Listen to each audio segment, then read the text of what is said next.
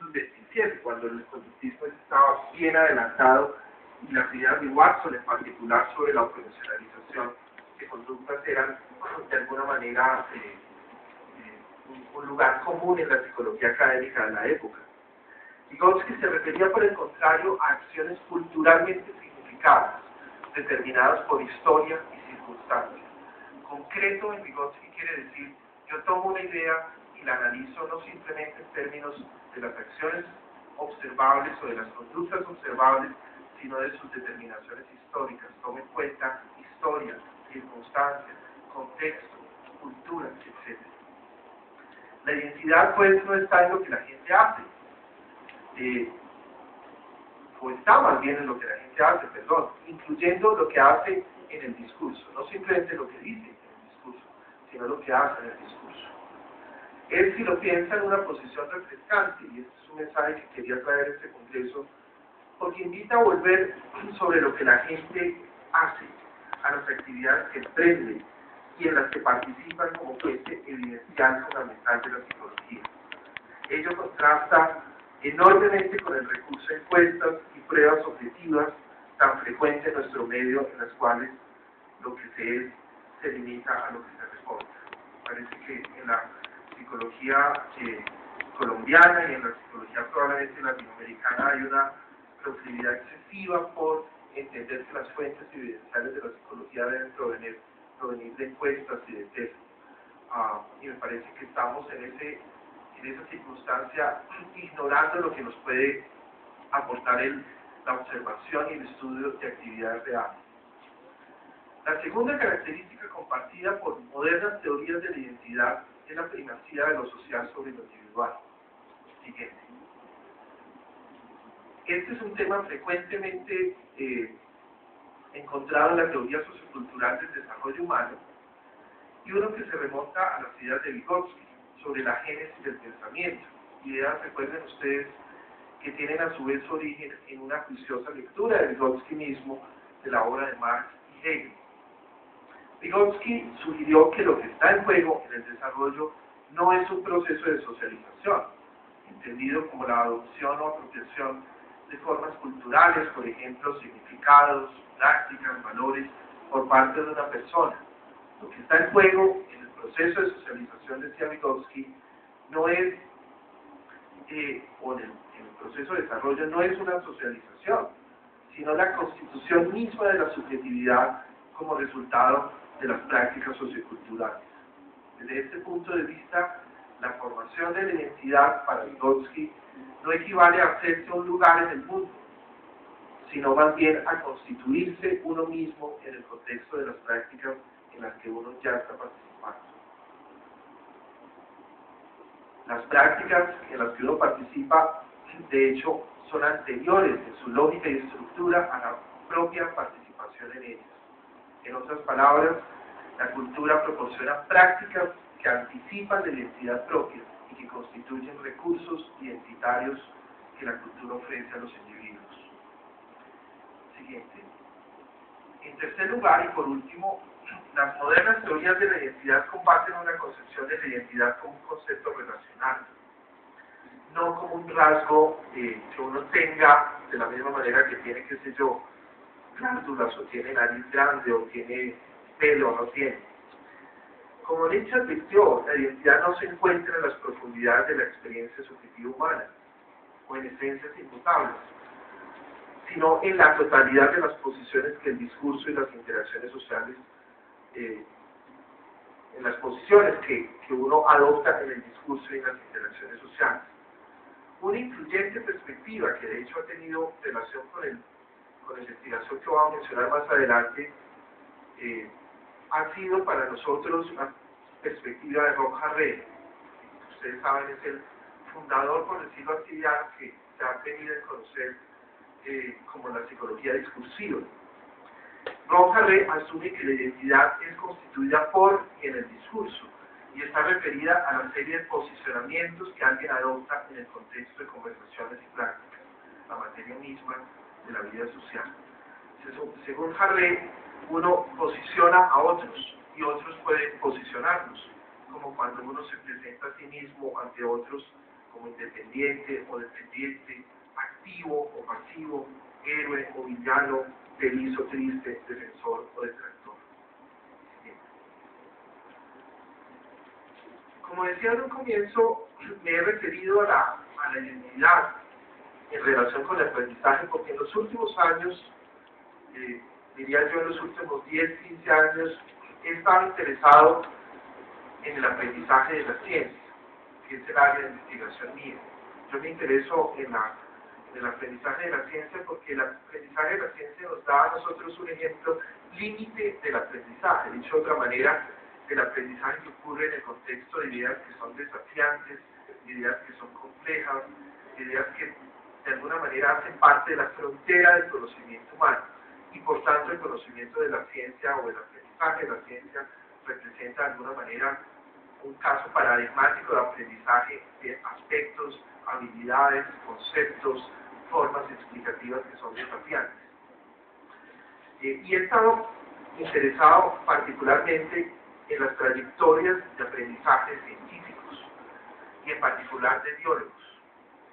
Durante ya muchos años mi área de investigación, como les decía, ha sido la solución de problemas y el aprendizaje en dominios científicos. En los últimos años, sin embargo, me he interesado en la forma como los biólogos se definen a sí mismos como biólogos, en la forma como se posicionan en su disciplina, en las prácticas que se asocian con el ejercicio de la biología y en las situaciones que constituyen puntos de inflexión en su experiencia formativa. Mi interés por estas trayectorias es, a mi juicio, un complemento de la pregunta por las estructuras de conocimiento y habilidades que dan cuenta de la experticia en ciencia y por los procesos implicados en el aprendizaje mismo de la ciencia. He intentado responder a algunos de estos interrogantes investigando escenarios en los que los científicos no solo hacen ciencia, sino también escenarios en los que inician a miembros más jóvenes e expertos en sus disciplinas. Y uno de esos escenarios son las salidas de campo en biología. Las salidas de campo, si ustedes alguna vez han tomado un curso en biología organísmica o en ecología, son uno de los aspectos divertidos y excitantes de la experiencia del aprendizaje de la ciencia.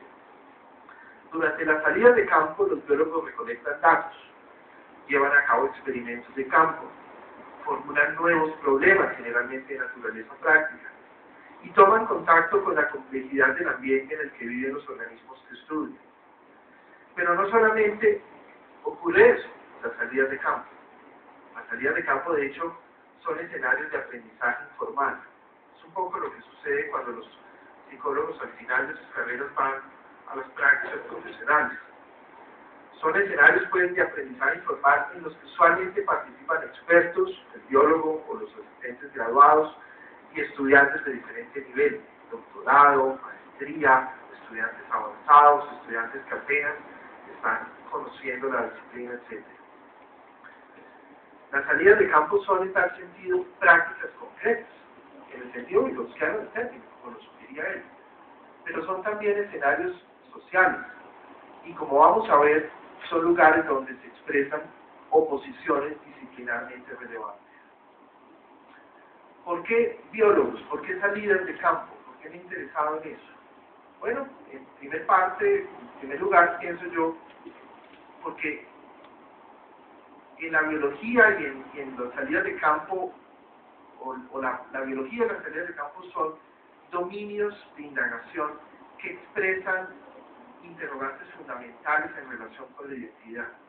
Pero al mismo tiempo, porque las salidas de campo son una actividad que me agrada, es decir, me parece que parte de lo que uno debe hacer cuando investiga es investigar asuntos simpáticos y entretenidos. Y investigar los biólogos saliendo al campo le brinda uno la posibilidad no solo de investigar problemas psicológicos interesantes, sino divertirse en el campo. Y es algo que a mí personalmente me ha agradado hace mucho tiempo. Siguiente. Para estudiar las salidas de campo, nosotros hemos en el grupo de investigación en la Universidad de los Andes hemos llevado a cabo investigaciones de carácter etnográfico y hemos básicamente acompañado a biólogos, a 3 o 4 biólogos en sus salidas de campo realizadas en el contexto de cursos de pregrado. Y dadas las dificultades logísticas, nuestras estrategias de recolección de datos han incluido notas etnográficas, grabación en video de algunas actividades de grupo, entrevistas in situ con biólogos expertos y asistentes graduados, análisis de los registros de campo y reportes de investigación de estudiantes y fotografías de los artefactos e inscripciones que los estudiantes realizan. E igualmente, de hecho, fue mi asistente graduada por algún tiempo, lo que hemos hecho es cablear literalmente a los expertos, es decir, ponerles micrófonos inalámbricos como el que estoy utilizando en este momento, y a una distancia más o menos de 30 a 40 metros con un transmisor, grabar todas las conversaciones que los expertos tienen con sus estudiantes en el curso de una salida de campo. Entonces tenemos grabaciones más o menos de 40, 50, 60 horas continuas de interacción entre el experto y los estudiantes. Dicho de otra manera, tenemos un registro casi completo de todas las conversaciones que los expertos han tenido en las salidas de campo con sus estudiantes. Siguiente. Las preguntas que nos hemos hecho, que han de alguna manera intersectado el asunto de la identidad, es cómo los biólogos expertos brindan andamiaje al aprendizaje de los estudiantes. Dicho de otra manera, cómo lo soportan, cómo ellos ayudan a que los estudiantes aprendan eso que debe aprenderse en una salida de campo de biología. ¿Qué tipo de prácticas disciplinares son transmitidas y socializadas en el campo? Pero sobre todo, y esta ha sido la pregunta no inicial, pero la pregunta en la que desembocamos nosotros después de un trabajo etnográfico sostenido, ¿qué tipo de recursos de identidad, de ofrecimientos identitarios, para ponerle un nombre un poco peripatético, son puestos a disposición de los estudiantes? Y permítanme, de manera un tanto anecdótica, por lo cual presento disculpas, darles un sentido de lo que nosotros hemos encontrado en relación con la identidad y el aprendizaje en el contexto de las salidas de campo en las que hemos participado. Y quisiera el ejercicio de hacer una especie como de comparación entre lo que nosotros hemos estudiado en salidas de campo de biólogos, que es una experiencia relativamente rara, con lo que son experiencias prácticas de ustedes en áreas en las que pueden tutoriar o acompañar a estudiantes en el inicio del ejercicio profesional o de ejercicios investigativos. Una de las salidas que nosotros hicimos consistió en una visita de 2 días a Chingaza. Para quienes no son de Bogotá, Chingaza es un ecosistema de páramo en los Andes colombianos, a unos 50 kilómetros de Bogotá, más o menos. La salida de campo fue parte de un curso de primer año en biología organísmica, y durante ese trabajo de campo se esperaba que los estudiantes se familiarizaran con la flora típica del páramo, realizaran inventarios de biodiversidad y agruparan los datos obtenidos para calcular una curva global de especies área, que es un tipo de representación, un tipo de procesamiento de datos muy frecuente en biología y en ecología. El biólogo responsable de la salida fue un experto en la flora del páramo y un sistemático de formación. Sistemático no es que sea muy sistemático, sino que estudia la subdisciplina de la biología que se llama sistemática.